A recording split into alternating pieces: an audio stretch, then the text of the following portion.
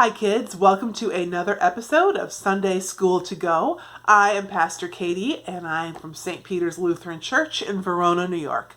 So welcome to our second story for the month of October, which is now really early November, but hopefully you'll enjoy the stories no matter when you watch this or when you get them. So our second story for this month is the story of Noah and the Ark. And some of you might know this story, but that's okay. We can certainly hear it again and remember it again because it's a really important story for understanding who we are. So I'm going to read this story to you from the Spark Story Bible, published by Augsburg Fortress and Spark House Press. And here we go. Noah's Ark. A long time passed since God created the world.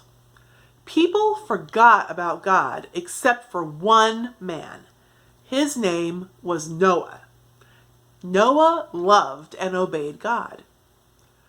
I am very sad that people have forgotten about me, God said to Noah. I am going to bring rain to flood the earth, lots and lots of rain. Build yourself a huge boat of cypress wood.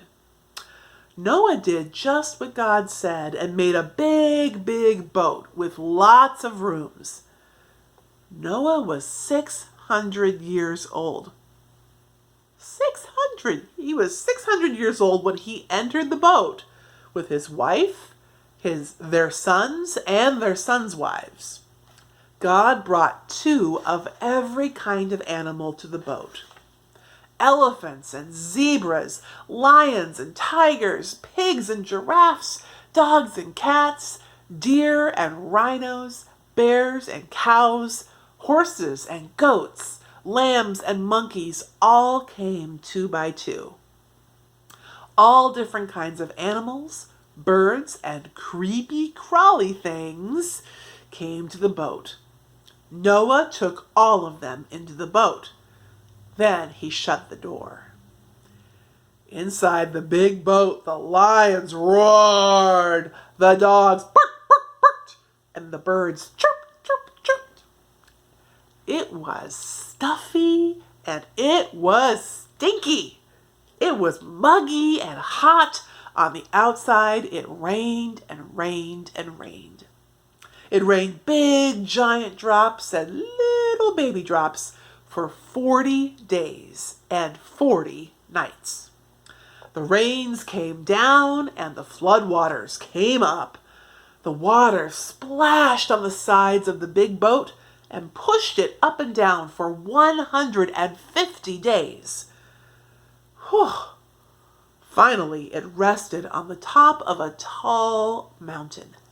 150 days, that's a long time. That's like 5 months. That is super long. There's this great picture here. You can see the animals are all little chaotic there, and the people are not quite so sure this was a good idea. Like, what was the plan here, God? Okay. It must have been really it probably wasn't fun. That's a long time to be shut up in a boat with all those different animals.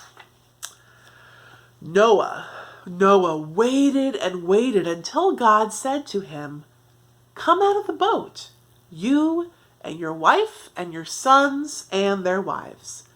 And Noah's family and all the animals finally came off the boat. They put their feet on dry land. Oh, wow. After it stopped raining, it took 150 days, but eventually the water must have gone down and gone away. Because they put their feet on dry land and they ran and skipped and jumped. They twirled and danced in the sunlight. They thanked God for the land and God blessed them. Noah's family grew and grew. The animals and the birds and the creepy crawly things filled the earth again. God painted a rainbow of brilliant red, orange, yellow, green, blue, and violet across the sky and promised, Never again will water flood the earth. Wow, never again will water flood the earth. Whenever you see the rainbow in the clouds, I will see it too, and I will remember. And here is a picture of that. You can see, wow, Noah must have been so happy and so relieved. First of all, when they got out of the boat, and secondly, when God said, I'm never going to do this again, I promise. Wow. There's a question here too. It says, what would you have thought if God asked you to build a boat? What would you have said to God? That's a good question. I'd love to hear that. If you want to tell me, I'd love to hear it because I don't know what I would say. It's a big question. And it's a big story. So that is the story. And we, in the bag that you have received from us, hopefully it was delivered to your house or dropped off or, maybe mailed. I don't think we're mailing any of them anymore. But anyway, hope you got this. If you didn't get a bag, let us know. We'd love to drop one off at your house too. In that bag, there are crafts and activities and things to do. So let's see. We have a Noah's Ark Craft where you're going to color it, and then there's a little direction sheet here. Follow the directions and it'll show you. You actually will get to tell the whole story using these strips of paper here. So it'll tell you how to color them and cut them out, and then you are going to slide them back and forth in this one. It's a little confusing for me to explain it, but trust me, the directions will help you figure it out. We also have a little packet of activity pages to color. There's a maze on the back. There's all kinds of fun stuff in there. And we also have, a magnet. This is a rainbow magnet that you can put together with different pieces that all go together, and it tells the whole story. Actually, I see a little white bird in here. That's actually, I'll add that because that was left out of the story. That one of the ways they knew that the water had gone down was that Noah let a white bird, a dove, can you see it in there? Yeah. See the dove? Noah let that white dove go, and it flew around, and at first it came back. And so then he knew, okay, it must not be safe yet. But eventually he let it go and it didn't come back.